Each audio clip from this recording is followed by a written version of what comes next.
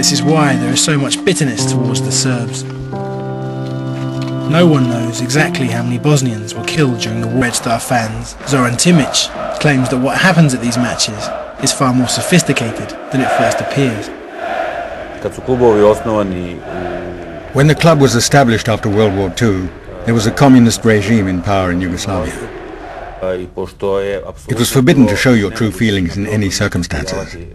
Somehow supporting Red Star meant you were showing resistance to the regime. It was the only way you could show it in those days. In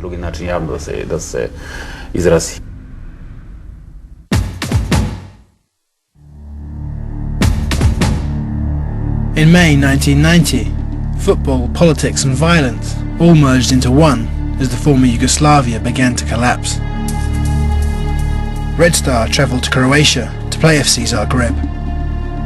Croatia had just held its first multi-party elections in almost 50 years, and the parties favouring independence had won.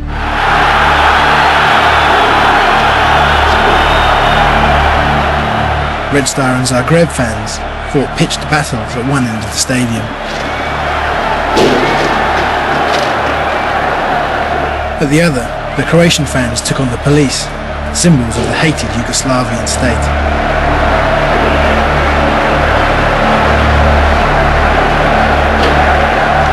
Even the players got involved. The Zagreb captain, Zvonimir Boban, karate kicked a policeman he later claimed was attacking one of his own supporters. The violence that took place in Zagreb is now seen as one of the symbolic beginnings of the violence that was to come.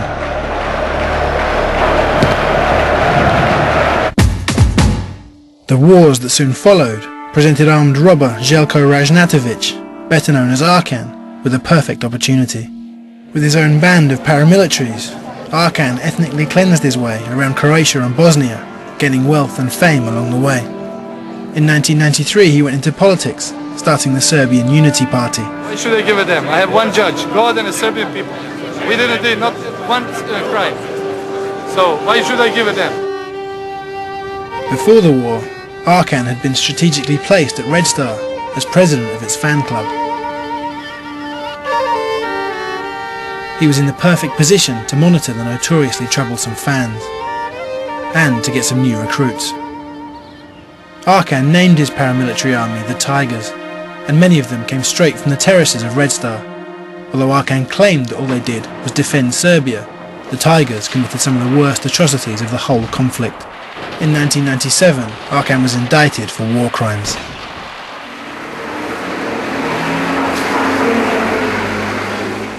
The Red Star supporters lost in the fighting are remembered on the walls of Belgrade. These are today's leaders of the Red Star fans.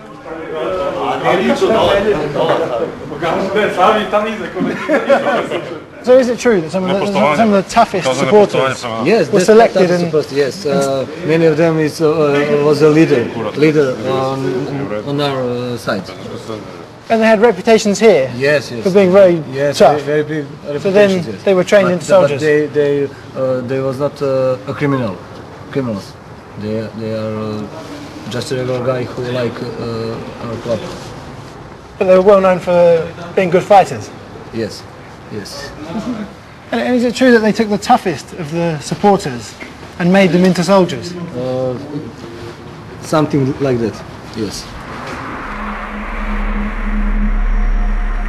But getting them to discuss the man who did the recruiting was difficult.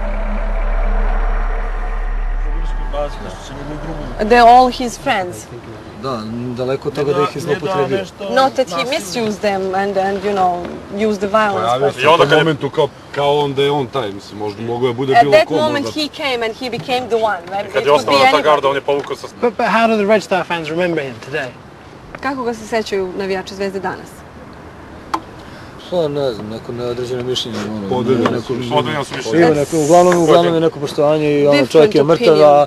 We respect him, he is dead and it's stupid to talk about that. Da, to je to. They will take us to the newspaper, there, a Red Star newspaper, a Red Star review, because there is a lot of pictures. This is the north bank of Red Star Belgrade. It actually says heroes on the seats. Arkan was the leader of the Heroes, so we asked them about their relationship with Arkan.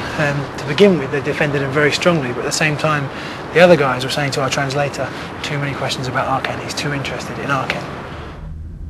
I didn't get any further with my old friend Zoran Timic. But then we also read that Milosevic's man, Arkan, was made to be director of the fans at Red Star Belgrade. Ali mi smo također negdje u novinama čitali da je Miloševićev čovjek Arkan postavljen za... I don't want to talk about Arkan. Oh really? Really? Why can nobody talk about Arkan? I don't want to talk. Was it against the wish? The club didn't want? Because I tell you only one thing. He was my nismo bili politički istomišljenici. Niste ili jeste? Nismo.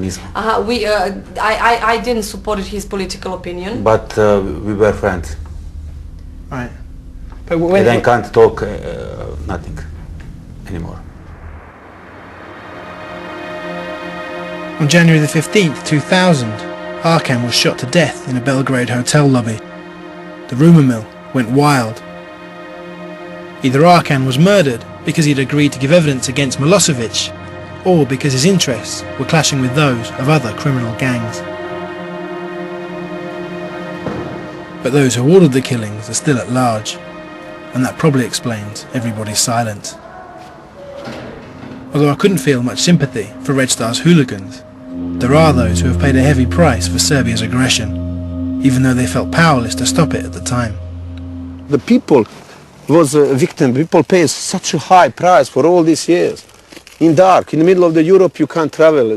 Your passport is not valid. What is going to happen? And now, do you feel like you can almost wipe the slate clean and start again and build again? Yes.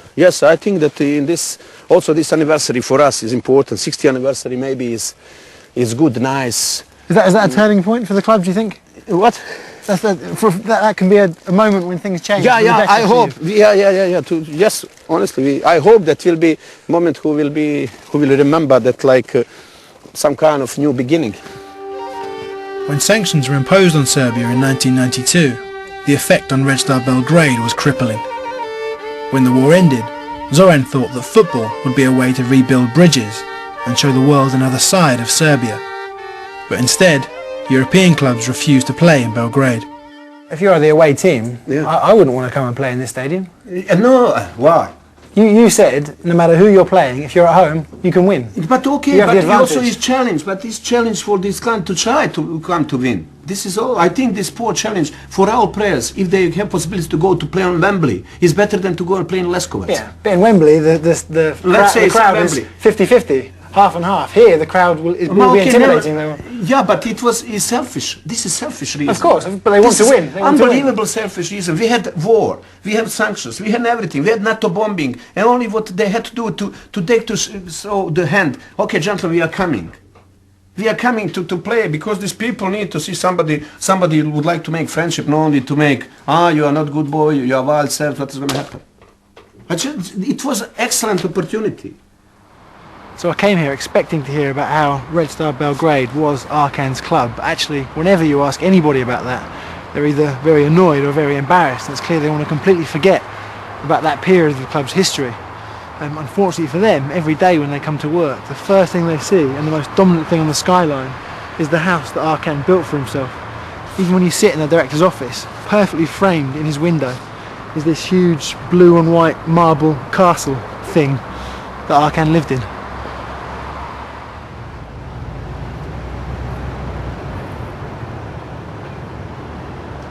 My time in Belgrade had only reinforced how difficult it is for these countries to escape their violent past.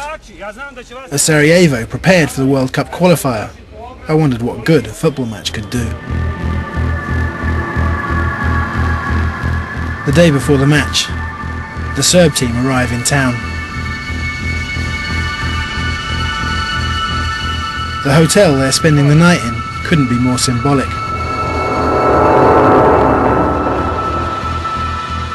Less than 10 years ago, the Holiday Inn had been at the centre of the fight for Sarajevo. Now, the Serbian team are here as VIP guests.